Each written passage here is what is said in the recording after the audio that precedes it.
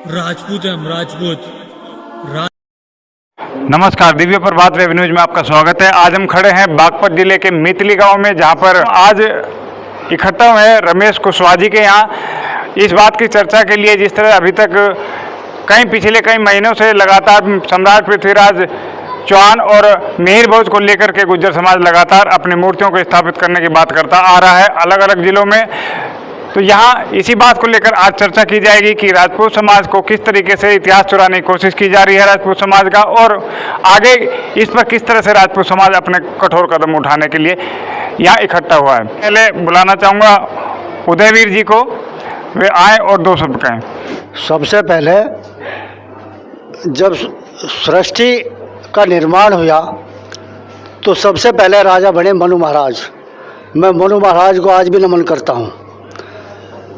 उन्होंने जो मनु लल्ला चलाया, मनु स्मृति में उन्होंने एक श्लोक दिया, धरती क्षमा नमोस्ते सोच निंद्रिय निग्रह धीर विद्या सत्यम क्रोधा धर्मम दशकम लक्षणम।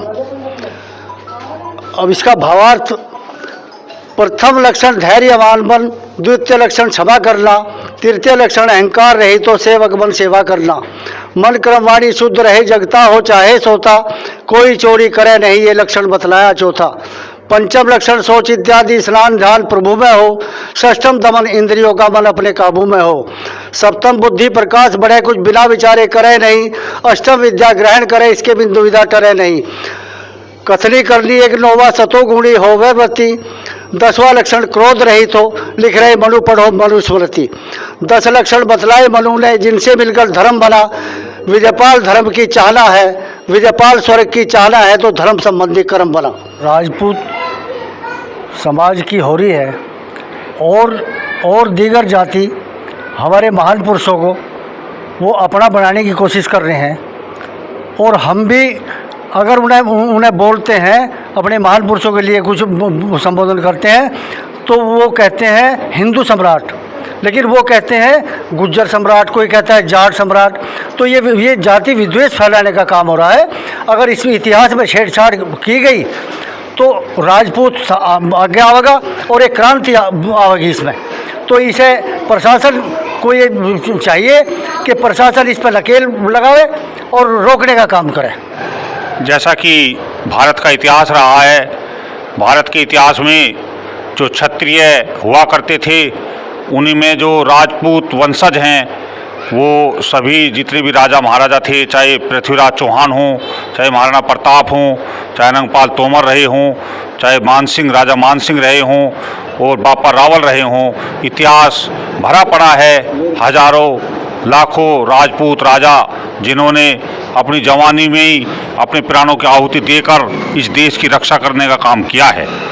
इस देश में, क्योंकि हमारा भारत देश पहले सोने की चिड़िया हुआ करता था प्राचीन काल में, और इसीलिए यहाँ पर विदेशियों ने आक्रमण करे, लूट खसोट करी और यहाँ पर जो है आकर चोरी चकारी करने का काम किया, जिनको यहाँ पर ठाकुर और राजपूतों ने विशेषकर जो रजवाड़े थे, राजपूत राजा थे, उन्होंने उनके साथ युद्ध किया, उनको मारकर भगाने का काम किया।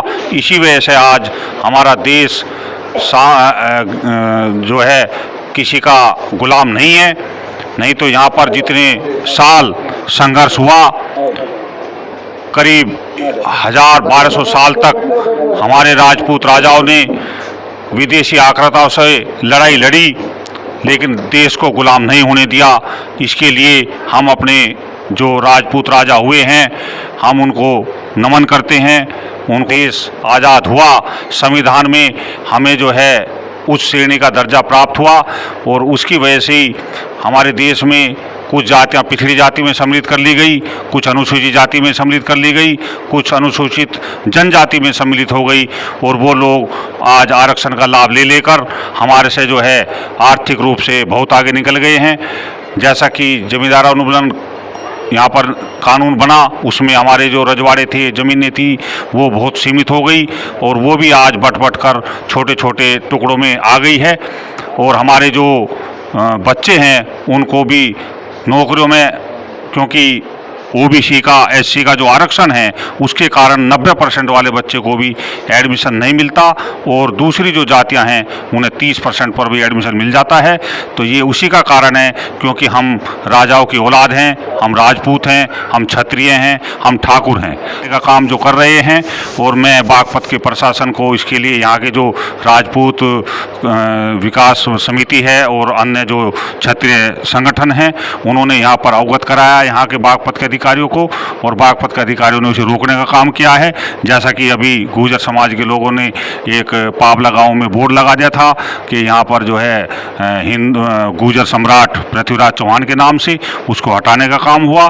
इसके लिए मैं जो हमारे संगठन है उनको धन्यवाद करता हूँ, बागपत के प्रशासन को धन्यवाद करता हूँ तथा मैं आगे सरकार से भी, प्रशासन से भी और जो जातियां इस तरह का दुस्साहस कर रही हैं, दूसरी जातियां के इस तरह के बोर्ड लगाने का काम कर रही हैं, मैं उनसे यही निवेदन करना चाहता हूं कि वो हिंदू सम्राट का बोर्ड लगा सकते हैं, लेकिन इस तरह से गुर्जर सम्राट या जाट सम्राट इस तरह के बोर्ड लगाकर समाज में विकृति फैलाने का काम कर रहे हैं और हमें उससे कष्ट पहुँचता है और कष्ट पहुँचने के बाद हम आंदोलन करने के लिए मजबूर होंगे और हम जो है इसको सहन नहीं करेंगे। राजभर जी को बुलाना चाहूँगा, आ जाएं और मेन मुद्दे पे, क्योंकि दो मुद्दे हैं एक्चुअल में। एक तो आ जाता है हिंदुत्व का और हम यहाँ बात कर रहे हैं राजपूताना की। राजपूत की होनी, क्योंकि कई लोग बोलते बोलते ना वो हिंदुत्व पे पहुँच जाए और फिर वो सारा मतलब जो बात थी वो बात ही नहीं रहती कहीं। नहीं, सबका एक लिमिटेड टाइम के अंदर ना जो चीज़ मुख्य बात है उन पे रहना है हमने। तो राजपूताना के लिए बैठे हैं आज हम, हिंदुत्व के लिए नहीं बैठे। हिंदुत्व तो अपना आप मजबूत हो जाएगा जितने राजपूताना मजबूत हो जाएगा। सबसे पहले तो मैं राजपूत दिव्य प्रभात चैनल के आयोजकों को नमन करता हूं और उनका स्वागत करता हूं गांव में आने के लिए। और सबसे देखिए, ये बड़ी विडंबना है वास्तव में। जो राजपूत समाज सबसे अग्रणी था, आज उन पर दूसरी कौमें हावी होती जा रही हैं। उसमें हमें अंदर जाना होगा, उनके कारण क्या हैं और उन कारणों को हमें लेकर के चलना होगा। हम आज भी कमज़ोर नहीं हैं, कमज़ोरी की कोई बात नहीं है, लेकिन फिर भी क्या कारण है कि हमारे ऊपर दूसरे लोग हावी होते जा रहे हैं। जैसे जो आज क्रियाकलाप गुर्जरों के चल रहे हैं, गुर्जर हमारे सामने, राजपूत जाति के सामने, क्षत्रिय के सामने क्या थे? वास्तव में देखा जाए तो ये हमारे राजपूत घरों में, राजपूतानों में नौकरी किया करते थे। ये जितनी भी जातियां हैं नौकरी किया करती थी, लेकिन आज वो आगे बढ़ रहे हैं। इसका एक तो कारण यही है, राजनीतिक परिवेश, टोटल जो माहौल बदल रहा है वो राजनीति पर आधारित चल रहा है। राजनीति ही हावी हो रही है हर चीज़ में, किसी भी जाति के गुण नहीं रहे हैं। आजकल जाति जो है अपने गुणों पर आधारित नहीं चल रही है। अगर हम देखें वास्तव में, अगर हमें आगे बढ़ना है, हमें पुनः अपनी स्थिति को स्थापित करना है, तो मैं समझता हूँ हमें शक्ति अर्जित करनी पड़ेगी। शक्ति ही एक ऐसा माध्यम है जिसके द्वारा हम कहीं से कहीं पहुँच सकते हैं। अब प्रश्न उठता है कि शक्ति के स्रोत क्या हैं। क्योंकि मैं एक अध्यापक रहा हूँ, बात को थोड़ा उस तरह से लेकर के चलूँगा। शक्ति के स्रोत क्या हैं? क्योंकि शक्ति के बिना हम कुछ नहीं कर सकते। आज दूसरे लोग हावी होते जा रहे हैं, उनके अंदर कोई ना कोई कारण है, उनके अंदर शक्ति है। हम उन शक्तियों के स्रोतों को खो चुके हैं, हमें पुनः उस शक्ति को अर्जित करना होगा। अब प्रश्न उठता है शक्ति के स्रोत क्या हैं? शक्ति के स्रोत 8 हैं जो मैं गिनाऊंगा। पहला है तप। तप का मतलब माला फेरना नहीं होता, तप का मतलब होता है मेहनत। हम जितनी मेहनत करेंगे वो भी एक तप है, और मेहनत के बलबूते पर हम शक्ति अर्जित कर सकते हैं। दूसरा है शिक्षा। आज शिक्षा भी एक शक्ति का स्रोत है। जितने हम अपने के बच्चों को शिक्षा के लिए जागृति पैदा करें तो निश्चित रूप से हम शक्ति अर्जित करेंगे। तीसरा स्वास्थ्य है। स्वास्थ्य आपने देखा होगा, दूसरी जातियां यहाँ, इसमें कहने में कोई मुझे वो ऐतराज नहीं है, जितने गुर्जरों के बच्चे कह लो चाहे जाटों के बच्चे कह लो, जिस तरह का प्रयास आज वो कर रहे हैं आगे बढ़ना शारीरिक रूप से, हमें भी उससे आगे बढ़ना होगा, तभी जाकर के हम उन्हें दबा सकते हैं। तो तीसरा स्वास्थ्य है। चौथा धन है, धन। पांचवा यश है, यश। पांचवा यश है, यश। जिस आदमी का चाहे वो अपने क्रियाकलापों के द्वारा कैसे भी अगर यश प्राप्त कर ले तो हर आदमी को उसकी बात मानने के लिए बाध्य होना पड़ता है। तो पांचवा यश है। छठा जो है वो संगठन है, संगठन। आज यही तो कमी आ रही है संगठन में। वे लोग संगठित हैं, लोकतंत्र में वो लोकतंत्र को जान रहे हैं, लेकिन हमने राज्य किया है, हम उन गुणों को, संगठन की बात को नहीं पहचान रहे। इसमें भी कहने की कोई बात नहीं, हमारे राजा महाराजे भी इस संगठन को छोड़ करके आपस में ही लड़े हैं, यह दुर्भाग्य था। लेकिन फिर भी हमारे जाति में ऐसे, हमारे क्षत्रिय समाज में ऐसे ऐसे लोग हुए हैं जो रूखी रोटी खा करके, जैसे महाराणा प्रताप जी, लेकिन किसी के सामने शीश नहीं झुकाया। स्थिति आज भी वही है, लेकिन हमें आज की परिस्थितियों को सोचना पड़ेगा। लोकतंत्र में हमें जिस तरीके से चलना है, लोकतंत्र की जैसे मजबूत होता है, लोकतंत्र में जैसे सत्ता छीनी जाती है, अगर हम उस रास्ते पर नहीं चलेंगे तो निश्चित रूप से पिछड़ते हुए चले जाएंगे। छठा जो मैंने बताया अभी, सातवां जो संगठन बताया, सातवां जो है सत्यता है। सत्यता की भी जीत होती है, आपने देखा होगा हमेशा सत्य की जीत होती आई है। हमारे इतिहास भरे पड़े हैं जहाँ सत्य की हमेशा जीत हुई है, तो हमें सत्य को भी अपनाना पड़ेगा। और जो अंतिम है वो है शौर्य। शौर्य, अगर शौर्यवान कौन हो सकता है? जो अपनी जान पर खेल करके दूसरे की जान को बचाए। वास्तव में हमारा राजपूत समाज शौर्यवान रहा है। हमें पुनः इन शक्ति के स्रोतों पर ध्यान दे करके पुनः शक्ति अर्जित करनी होगी, संगठित होना होगा, तभी जा करके हम इन चीजों को जो आज उभर रही हैं ये अपने आप ही नीचे आ जाएंगी। अशोक चौहान जी। सभी राजपूत बिरादरी के सरदारों को नमस्कार। मैं तो एक ही बात कहना चाह रहा जी, हमारे यहाँ पृथ्वीराज जी की जो तस्वीर थी, गुजरों ने अपना बोर्ड लगा के पावले गाँव में बोर्ड लगाया था, उसके खिलाफ सब पूरा राजपूताना एक तरफा है, पूरी यूपी का राजपूत एक है। और इसकी आवाज़ उधर से भी आ रही थी। अगर उनको तुम्हारे यहाँ कैसे हुआ, पहले हुआ, एक कांड पहले हुआ था इसी पे ही, मैं नाम नहीं लेता, उसमें भी सबकी आवाज़ थी, सहारनपुर, देववानी, इस इलाके की सारे की, और सब पूरा संगठन एक साथ है। अगर किसी ने भी ऐसी हरकत करने की कोशिश करी तो उसका जवाब खमियाजा कैड़ा उठाना पड़ेगा, ठीक है ना। दोबारा फिर मीटिंग हुई थी, उस मीटिंग में पूरा प्रशासन आया। प्रशासन ने उन्हें कहा, आपने प्रेस व्यक्ति भी दे दी थी गुज्जर समाज ने अपने गुज्जर भवन में, पर प्रशासन ने उन्हें चुनौती दी कि नहीं, आप ऐसी मीटिंग नहीं करने के, परमिशन नहीं ली थी। अगर आइंदा ऐसा किया तो प्रशासन और पूरा समाज इसे बर्दाश्त नहीं करेगा। ठाकुर समाज सभी को मेरा हाथ जोड़ के नमस्कार। इसमें आ रही है अजी, देखो ठाकुर हैं, ठाकुर ही रहेंगे ना। तो कभी हम इनते जब इनकी चोर चारी करे गाय भैंस खोले करे जब ना दबे इनते, और ना दबे अब हम इनते। अब इनते क्या है कि सचोर है, ये चोरी करे समाज की। अब कह रहे जी हमारे बाबा जी कह रहे हैं जी हमारे बाबा जी थे। अब इनके बाबा जी थे, जब मान रहे हैं हमारे बाबा जी थे, तो हम भी इनके बाबा जी हैं। अजी हम भी तो इनके बाबा जी, जब हमारे बाबा जी कह रहे हमारे पिताजी ये, जब ये हमारे पिताजी को अपने पिताजी बता रहे हैं, तो फिर इनका हिसाब क्या है जी, जब भी चोर थे आज भी चोर हैं। और इससे दोगलेपन की और बात आवे अजी, जब बाबा हमारे, अरे क्या लगे नहीं, ये तो मेरे बाबा जी थे, इनके मेरे पिताजी के पिताजी थे, तो जी इनके पिताजी के पिताजी थोड़ी, तो हमारे पिताजी के पिताजी हैं और हमारे पिताजी के पिताजी रहेंगे। ये चोरी तो थोड़ी काम चल रहा जी। अच्छा जी, मतलब प्रताप कुशवाहा जी को बुलाना चाहूँगा, जो लगातार राजपूत जागृति में लगे हुए हैं, और 250 मीटिंग है इस वक्त ये हमारी। सभी को नमस्कार। परिचय तो मैं नहीं दूंगा, मैं यहीं से ही हूँ, तो मेरा तो परिचय कोई नहीं। मैं भी लगभग मेरे ख्याल से 40-50 मीटिंग में अटेंड कर चुका हूँ। देखो जी, जितनी भी बात ये आ रही है, सबसे बड़ी कमी हमारी रही है, एक ही कमी रही है कि हमने अपने दरवाजे खोल कर रख दिए। हमने अपने जितने भी हमारे पूज्य थे, जो भी हमारे जो समाज के थे, हम ही उनकी रक्षा नहीं कर पाए। हमने कहीं ये नहीं सोचा कि अभी हम इनकी मूर्ति लगा कर हम इनकी पूजा करनी शुरू कर दें। अगर हम शुरू करते तो ये आज नौबत ना आती। अभी हमारा एक मिशन है, पल्लवपुरम में हम जो है महाराजा पृथ्वीराज की मूर्ति लगाने के उसमें है।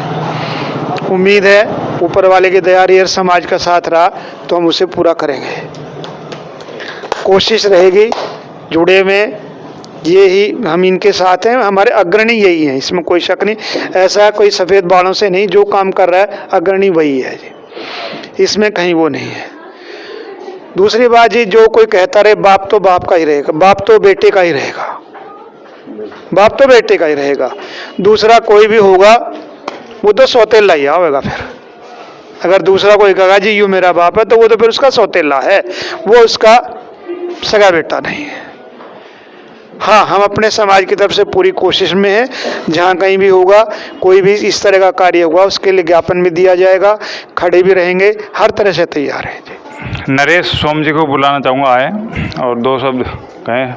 ये तो सुना था कि बेटे को गोद लिया जाता है, आज बाप को गोद लेने की बात हो रही है। हमारे जो बाप हैं, दादा हैं, उनको गोद लेने की कोशिश कर रहे हैं वे, ना हम अभी ऐसा कभी होने देंगे, चाहे कितना कुछ भी हो जाए उस चीज़ में, चाहे कहीं तक भी जाना पड़े, कितने लोगों से बात करनी पड़े, कितने राजपूत मीटिंग करनी पड़े, ना हम उस तरह कभी पहले हटे हैं और ना आगे कभी हटेंगे हम।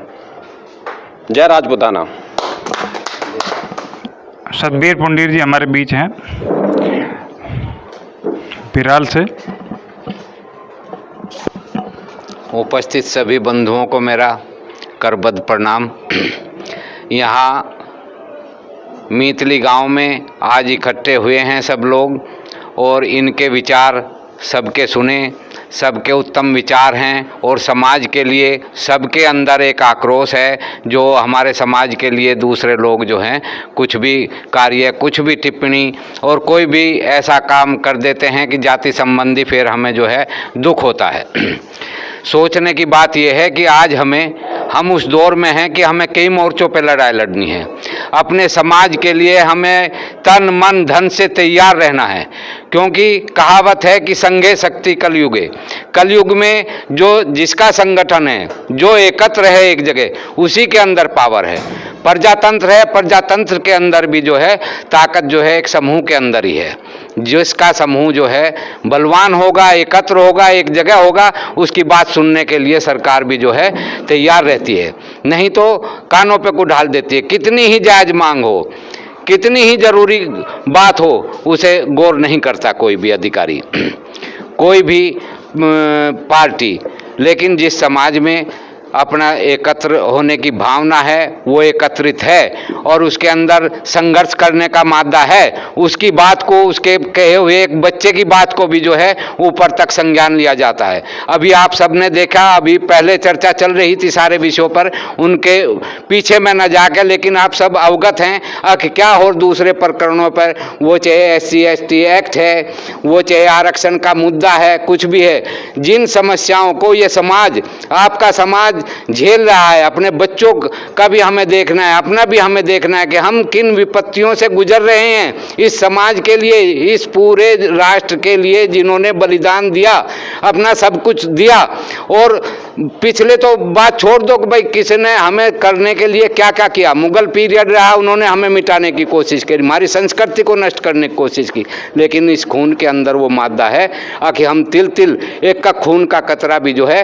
पूरे गुण लिए हुए है और लड़े हम, और अपने गुणों को नहीं खोया, उस दौर में भी नहीं खोया, आज की संतान में भी हमारी और हमारे अंदर भी वही खून है, हम इसे कतई धूमिल नहीं होने देंगे। बात क्या हुई, जो हमारे पूर्व बंधु ने बताया था कि हमने शुरू से राज किया, और वो राज का क्या रहा कि हमारे अंदर एक तामसी गुण आ गया, हम निठल्ले हो गए, हम निष्क्रिय हो गए, और उसका लाभ जो है दूसरे लोग उठा रहे हैं और हमें उससे जो है बहुत दुख और पीड़ा हो रही है और नुकसान हो रहा है, हमें आर्थिक नुकसान भी हो रहा है, सारी बात है। अब और दूसरे मसलों पे न जाके, बस मेरा कहने का मतलब यही है कि हमें 2 बातों पे ध्यान देना है।